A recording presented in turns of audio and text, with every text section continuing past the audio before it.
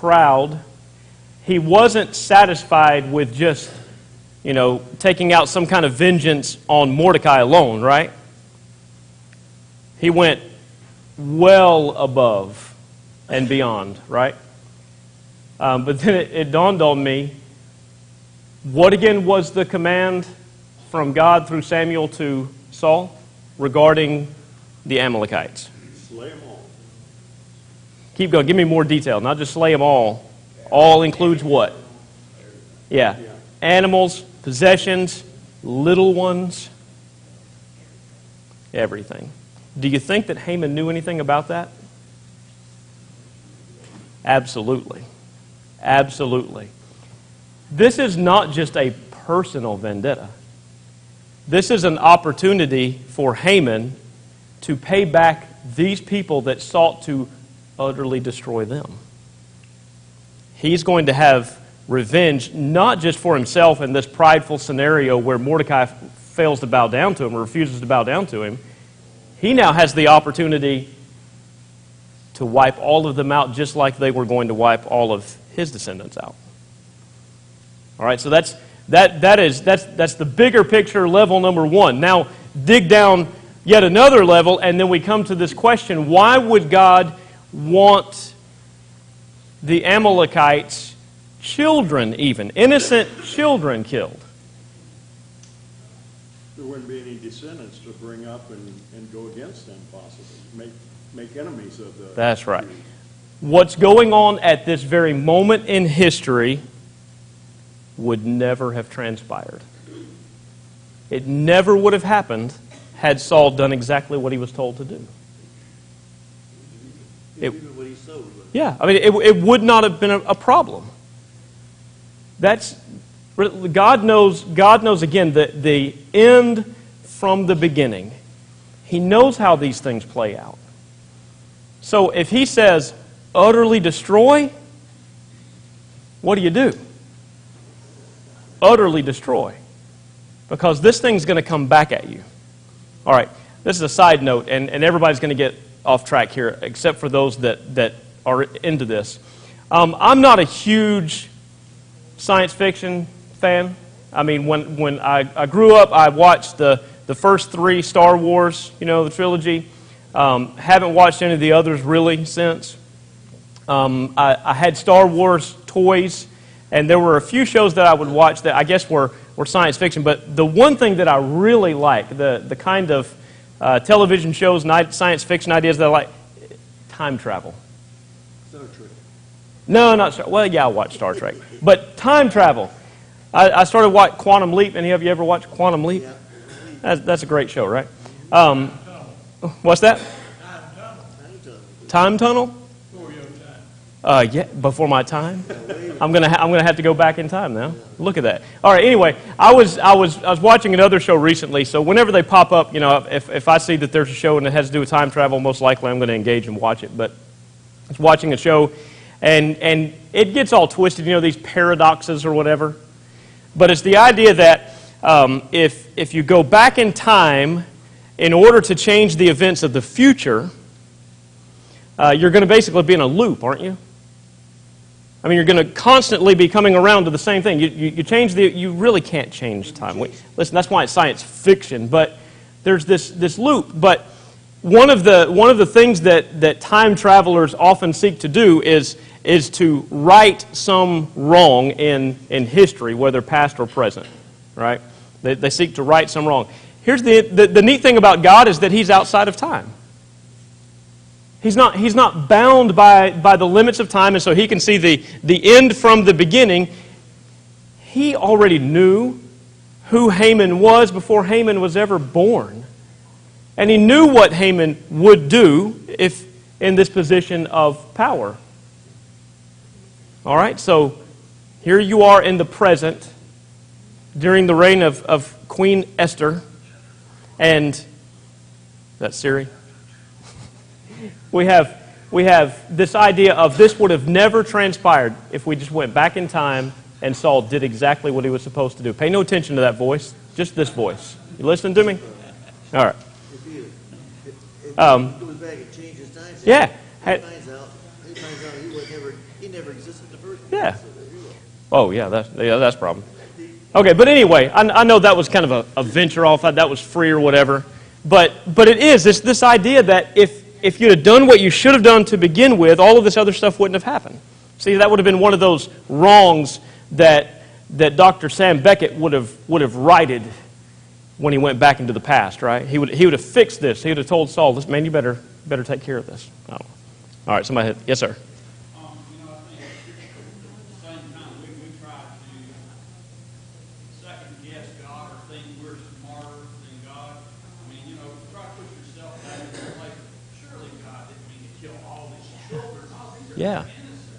Yeah. And then in the same context for us today, surely God didn't mean us to tell these other people that think they're right that they're wrong. Surely He didn't mean that. Yeah. We try to get in it, and think we're more wise or we know more. And let's think about that in a very real, practical way. How that looks. Okay, something arises that needs to be taken care of or obeyed, as God said, and then we come along, typically as pragmatists. This is, again, you remember, pragmatism is the idea of doing what gets the job done, whatever, no matter what, right?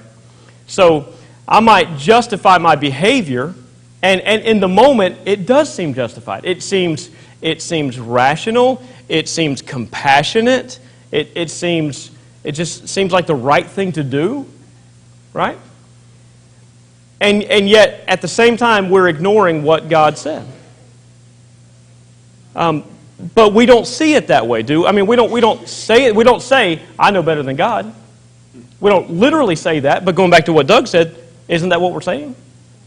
I mean, if God's already laid this plan out and this is the way we're supposed to do it, any alteration, we take God off the throne and we place ourselves there, and we tell Him we know better. We know better. I mean, that was King Saul's problem, and now you see the consequences of it. These people are almost exterminated because of that. Now, the great power of God is that even though man will sin and transgress and make his mistakes and be stubborn and prideful and think that he knows better than God, if God has a purpose and a plan, He's still going to accomplish the plan. And the words of Mordecai regarding that are very clear, aren't they? Deliverance will arise for the Jews. Deliverance will take place. It's going to happen. From somewhere. And who knows whether you are come to the kingdom for such a time as this. She still had a free will to do whatever she was Yeah. going to do. And that's why he's compelling her. He's arguing with her, reasoning with her. And she decides to do the right thing. But anyway, it finally dawned on me. I'm a little bit slow on those things. But all of this, here you have Haman. He has the opportunity because he survived the, what is that called? A genocide? He survived the genocide, right? And now this is exactly what God was seeking to avoid. That's why. Now for us to come along and say, okay, then this means that it's okay for us to, wipe out a race of people because of their crimes, including innocent children. We're not in that position unless God tells us, right? And guess what? God's not telling us that. We can only do what Revelation provides, what God tells us through His revelation. If it was the right thing to do for Saul, it was right. But it was because a prophet of God told him. Okay, so again, God knows what is best and what is right. He is the standard. And this also comes back, going back to what Doug was saying, this is this idea of seemingly arbitrary commands. Seemingly arbitrary commands. I may not get it. I may not understand why God said to do this in this way. But what do I need to do? Do it anyway. Do it anyway. We think about that as parents, don't we, with our children? I think that there are a lot of times when we don't teach our children, we have opportunities and we don't teach them when the opportunity arises. We just give them the instructions. Do it. Why? Because I said so. All right, sometimes, yeah, because I said so. We also need to take advantage of opportunity. Listen, this is why I'm telling you this. I mean, that's just good parenting. But sometimes it is. Listen, I don't have time to explain, and even if I did explain, you're not going to get it. You're 5, right? Or 3. Listen, I'm 40 years old. Actually, I'm 44, but you wouldn't know it, right? Anyway, yeah, all right. And here we think, we are much wiser than our children. How much wiser is God than we are? I mean, 44 years is nothing. He's been here forever. I think He's got this thing on lockdown. He knows what He's talking about. So just as we would expect our children to do what we said, whether we explain it or not, if it's for their best interest, hopefully as parents it is, they're to do it. Yes, sir. A lot of folks have problems with what I'll refer to as the hard parts of the Bible. And genocide is a subject, is a hard part of the Bible. Yeah. When we study through these Old Testament scriptures and we see things like this, they don't make sense to us. A lot of people get frustrated with studying. They get frustrated in their belief. Yep. And we even hear people outside of the church that have read these things. So see, that's why I Yeah. don't believe, or I don't attend, or I don't do this. Even if it was as bad as it seemed like, the Creator did this or told these people to do this. So who are we to get upset with that? That's right. Are we going to fight against the Creator? He's sovereign. We can't overcome His will. Right. It's something that Christians must accept. I heard somebody describe it this way. Somebody says, I'm not going to worship and serve a God like that. Wait a minute. That's exactly what I'm going to do. If He's going to do that to those people that disobey Him, you better believe I'm going to obey Him. I am going to do what He said to do. That goes back. It's just ridiculous. It's an absurdity to think, so when all is said and done, you're going to have an arm wrestling match with God and win, and therefore get into heaven? We're powerless in that sense. And going back to what I mentioned just a moment ago, God is sovereign. He is the Creator. Doesn't Jeremiah talk about the potter and the vessel? Potter and the vase? The vessel doesn't say to the potter, he doesn't criticize the potter for, no, wait a minute. The Creator is sovereign. He owns me. And He owns you. And so even if it is as extreme as maybe it appears or whatever, even if it is that extreme, I can't argue with that. He has the inherent right to do with what is His. He has the right to do it. Didn't Paul say that we are bought by the blood of Christ? Our body and our spirit belong to God. Paul also said that God created us as vessels and created vessels of wrath as well for His will. Yeah, they end up becoming that by choice, we see, but that's their end. Okay, so anyway, I think also from this practical point, we do need to keep in mind these difficult passages sometimes, but I think that this is a good example here. God knew what He was talking about when He told Saul to do that. And this is the consequence of his not doing it. God knows best. Preston, a long time before this thing, Joshua was told the same thing.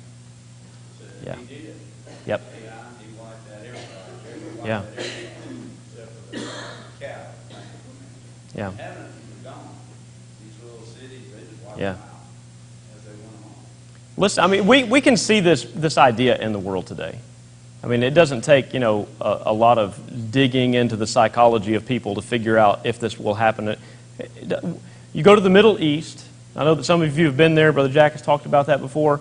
You see generation after generation. I remember when 9/11 happened.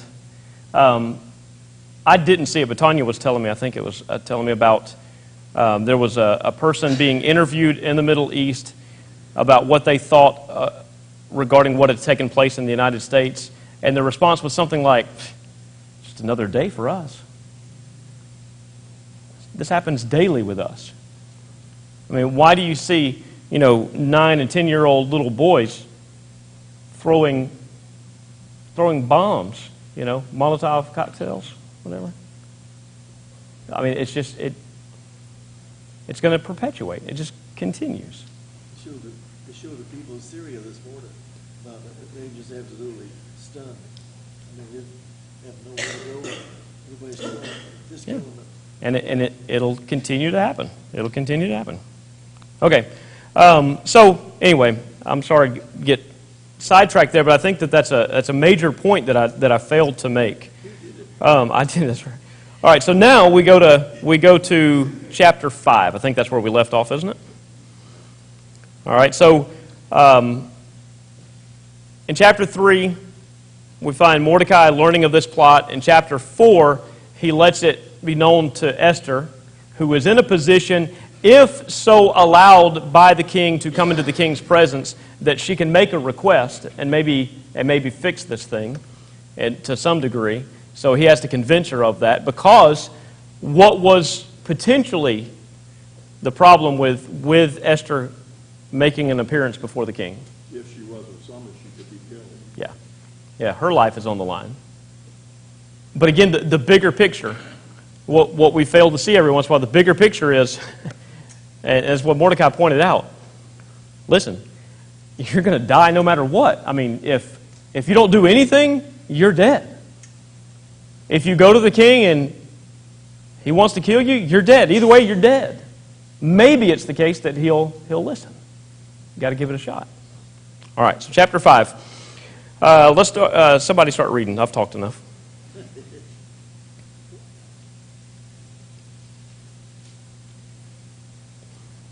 Come on, every Sunday it's like this, really? Now it came to pass on the third day that Esther put on her royal apparel and stood in the inner court of the king's house, over against the king's house. And the king sat upon his royal throne in the royal house, over against the gate of the house. And it was so, when the king saw Esther, the queen, standing in the court, that she obtained favor in his sight. And the king held out to Esther the golden scepter that was in his hand. So Esther drew near and touched the top of the scepter. Okay, stop for just a minute. What does she do? She just places herself in a position where he might summons her. What does it mean actually being over against? Is that being close to? I don't know. I'd probably say, you're right over there. Over again. Just kind of direction here. Geography. Yeah, close to, over against the wall. I don't know. Just nearby, though, is the idea. So she places herself in this position where it is possible that she will be summoned. We can spiritualize this passage, by the way, and make, I think, a good point here. Don't we need to do that same thing when it comes to God and His working out His plans and His purposes? We need to place ourselves in the position where, when or if summoned by God to do a certain thing, we're ready. Just waiting.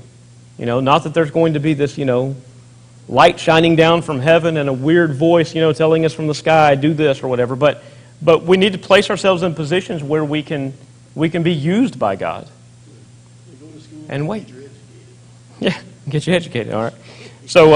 So she places herself in this position, and he summons her. Okay, keep going. Then said the king unto her, What wilt thou, Queen Esther? And what is thy request? It shall be even given thee to the half of the king. And Esther answered, If it seem good unto the king, let the king and Haman come this day unto the banquet that I have prepared for him. Okay, stop. A little tangent here. A couple of things might be going. Number one, she must have been really pretty. Whatever you want, even to the half of the kingdom, I'll give it to you. Wow. Or, and maybe a combination of the both, or, again, this king's character is coming out again. Tends to make rash decisions. Thankfully, it wasn't too bad, but I mean, he's, and also maybe there's a third option here too. We have God at work. I mean, not only is she allowed to go into the presence of the king, I mean, she's allowed to request with abundance whatever her heart desires. Character may have been prettier than her outside, too. Yeah, there's something about her, just the way that she carried herself. Yeah, her character, just the way that she carried herself, made her beautiful, not just outward beauty. Okay. First time I ever read that, I wondered if perhaps she was just a really good wife. She was already his favorite, or he Yeah. respected her for how she had behaved Yeah. up to that point. Yep. Maybe so. Several possibilities here. You probably brought this up, but it's interesting to note and keep mentioning that God is working here. In the whole book of Esther, God is never mentioned Yep. in the whole book, And yet he's all over it. and yet he's all over it. All over Never it. So, mentioned. so again, I want you to see what we're doing. We're kind of, as we're marching through these things, one of the things that we pointed out, especially last week, is everything's falling into place just like it needs to in order for the outcome to be right. I mean, even minor things that don't seem to be important turn out to be very important. The way that he views her is going to work out to the favor of God's people, and especially, again, God's plan. And by the way, you and I are here. I mean, if this did not transpire, I mean, Mordecai's faith is right. You know, deliverance was going to happen. But if deliverance did not happen, if it didn't work out just in the minutest of details, what would be our station today? Lost. We would be lost. This has to do with the Messiah. That's the bigger thing here, right? All right, so we see, again, God at work, even though God is not even mentioned by name. And the other thing that we mentioned a little bit before, bears repeating, is the idea that God can bring about His plans and purposes without constantly having to pour out some sort of amazing, miraculous wonder, right? Defying the laws of nature. I mean, that's sometimes almost more amazing than the actual miracles. Is that God He has that much control, and yet we don't see Him manipulating the will of man. These people are making these decisions, and the decisions are working out exactly like God planned for them. If he made I understood that if he made a decree, he couldn't change it. Right. So how did he all of a sudden get to change it?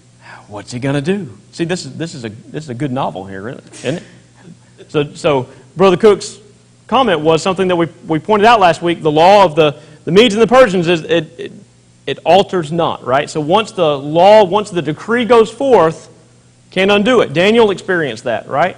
That's how he ended up in the lion's den. You can't alter it. You can't change it.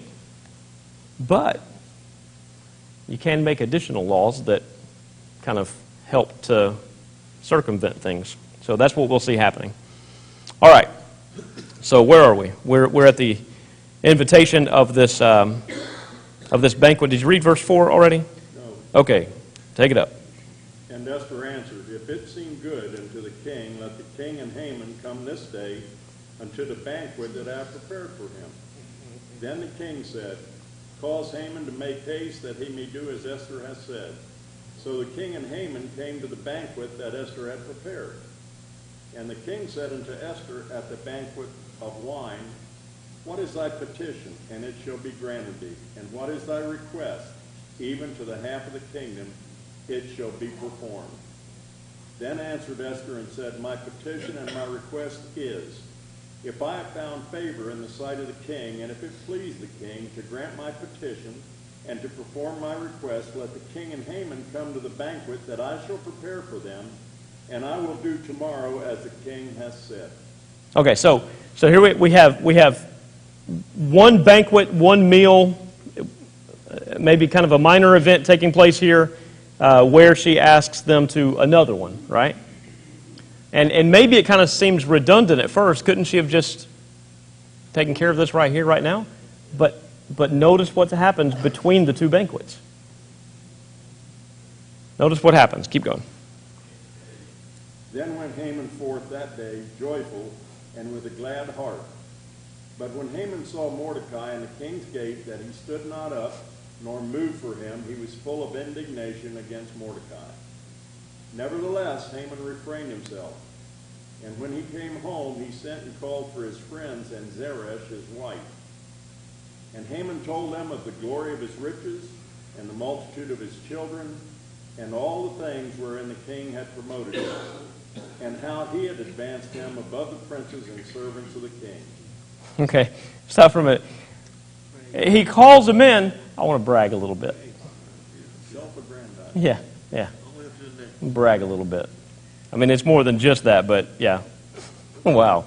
Okay, keep going.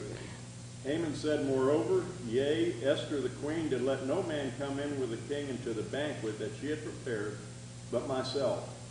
And tomorrow am I invited unto her also with the king. Yet all this availeth me nothing so long as I see Mordecai the Jew sitting at the king's gate. Okay, stop.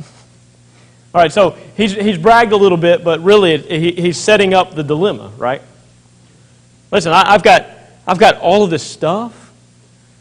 You know, I've got a great home and children and power and authority. I've got this relationship with the king and the queen. This is great, but there's this one guy that I can't stand. Isn't this kind of the tendency of man also? To, in spite of all of our blessings and all the benefits that God has bestowed upon us, we will absolutely be miserable as a result of one little, thing. Man, if I could just fix that, my life would be perfect. Are we guilty of that sometimes? Yeah. All right, so Haman's no different here. Keep going. Then said Zeresh his wife and all his friends unto him, let a gallows be made of 50 cubits high, and tomorrow speak down to the king, that Mordecai may be hanged thereon. Then go thou in merrily with the king into the banquet, and the thing pleased Haman, and he caused the gallows to be made. Okay. So she has the banquet, right? And I'm going to put it off one more day. I'm just requesting your presence for another banquet. And now this transpires in between. Is this going to come into play? Yeah. Yeah. Again, God at work. I mean, even using this man's pride and stubbornness and just wickedness to his own demise. All right. Greg, were you going to say something? I said it was a mistake. Do what now? It was a mistake for him. Oh. Yeah, that was a mistake. And you notice, though, he calls in all of these people, and this is another tendency we have. I'm going to call in all of the people that agree with me. Now, tell me something. I'm open to whatever it is that you're going to tell me. Why? Because I know you, that we think alike, and you're going to tell me what I want to hear. And isn't that funny where his wife says, how does she put it here? Let a gallows be made 50 cubits high, and in the morning suggest to the king that Mordecai be hanged on it. Then go merrily with the king. Just murdered a guy, or at least started the process. Then go merrily. Because right now he's miserable. He's not very merry, is he? Then you can go merrily. Take care of that guy, and everything will be great for you. Okay. So but he had the banquet first, then he got paid. Right? Well, let's keep reading. Okay, 9:30. What time is class over? 9:30. 45. Okay, we got a few minutes. It was over before you got started. Okay. chapter 6. Who wants to read this? Verse 1. Yes, sir. On that night could not the king sleep. He commanded to bring the book of records of Chronicles, and they were read before the king. Okay, stop for a minute. Here we go. I mean, it's just, do you see? I mean, it's just piling up here. The guy was a little bit insomniac here. He couldn't sleep. And that's going to come into play. It's going to be because he couldn't sleep. That's going to be a part of the solution to the problems at hand. All right, keep going. And it was found written that Mordecai had told of Bigthana and Teresh, two of the king's chamberlains, the keepers of the door, who sought to lay hand on King Ahasuerus. Okay. Now, you remember, I mean, we've already read this, but Mordecai overheard this plot to assassinate the king. And so he exposes the plot. It's recorded in the Chronicles of the king. And now before, the night before Mordecai is to be hanged, the king can't sleep and decides, I know what will put me to sleep. Read the Chronicles to me. And it's not the Chronicles of the Old Testament here, but read just that dry information. And they happen to read in the Chronicles of the place where Mordecai did this. Do you see this? Again, God's not mentioned by name, but do you see him all over this? Okay, keep going. And the king said, what honor and dignity hath been done to Mordecai for this? Then said the king's servants that ministered unto him, there is nothing done. And the king said, Who is in the court? Now Haman was come into the outer court of the king's house to speak unto the king, hang Mordecai on the gallows that he had prepared for him. And the king's servants said unto him, Behold, Haman standeth in the court. And the king said, Let him come in. Okay, so again, I know that I'm just repeating what we just read, but I just want it clearly in our minds here. Now it just so happens that Haman's outside. Haman's outside. All right, so I just read about Mordecai saving my life. I find out because I can't sleep. And then I find out that nothing has been done to honor Mordecai. Who's out there? We need to get some things going on this. Who's out? Haman's out there. Oh. And it just turns out that Haman's out there because he's going to tell the king about hanging Mordecai, right? See, what would have happened had he not been asleep or not been able to, or had not had a problem sleeping? Or had they just opened up to another page? Or, I mean, just one little alteration and this thing goes south quickly, right? Okay, so Haman's out there. All right, bring him in. Verse 6. So Haman came in, and the king said unto him, What shall be done unto the man whom the king delighteth to honor? Now Haman thought in his heart, Of whom would the king delight to do honor more than myself? You've got to admit the Bible has some funny spots in it. I mean, this is sad. Don't get me wrong. I mean, this is a wicked man, and he's doing wicked things, and he will pay eternally. I mean, that is bad. But at the same time, I mean, as far as the plot and how this thing is, I mean, this guy is just, he's heaping coals on his own head. Whom could the king delight to honor more than me? Wow. Okay. So notice this also that the king, and this is not this is a no-brainer, but before Haman can talk to the king about this, the king speaks to him. I mean, Haman could have just gone in and said, King, I do have a request, and then gone on with the request, but it just works out this way. Okay, go ahead. 7. Haman answered the king, For the man whom the king delighteth to honor,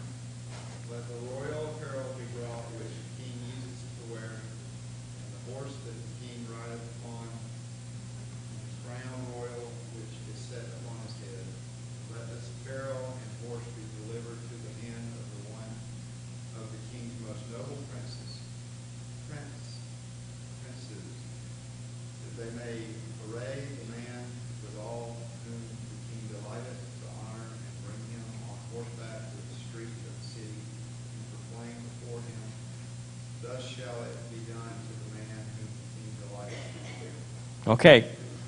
So here, Haman's saying this is what needs to be done because he thinks it's himself, right? This is what you should do to the one that's to be honored. And then what? Keep reading. Then the king said to Haman, make haste and take the apparel and the horse, as thou hast said, and do even so to Mordecai the Jew that sitteth at the king's gate. Let nothing fail of all that thou hast spoken. Then took Haman. Okay, stop for a minute. Got me thinking. You've got to be kidding me. This guy that is making my life miserable, he's the object of this honor? I mean, this is you. Man, we can't write stuff better than this. Keep going. Who knows? He took Haman the apparel and the horse, and arrayed Mordecai, and brought him on horseback to the street of the city, and proclaimed before him, thus shall it be done unto the man whom the king delighteth to honor. I do wonder how he was pronounced. I mean, probably somebody else was announcing that, but I mean, if it had been Haman doing this, thus shall it be done to the man whom the king delights to honor. I mean, you don't see a lot of enthusiasm in this right now. Okay, go ahead. Mordecai came again to the king's gate, but Haman hasted to his house, mourning and having his head covered. Haman told Zeresh, his wife, and all his friends, everything that had befallen him. Then said his wise men and Zeresh, his wife, unto him, if Mordecai be of the seed of the Jews before whom thou hast begun to fall, thou shalt not prevail against him, but shall surely fall before him. And while they were yet talking with him, came the king's chamberlains and hasted to bring him on unto the banquet that Esther prepared. Okay, well, we're going to stop there, but going back to verse 13, my thinking is, why didn't Haman say, you could have told me this before? I mean, why didn't you fill me? You said build the gallows. And now you're telling me if he's a Jew, you're a goner. Couldn't you have told me that before? How wise are these wise men? Okay, chapter 7 next week. This is great.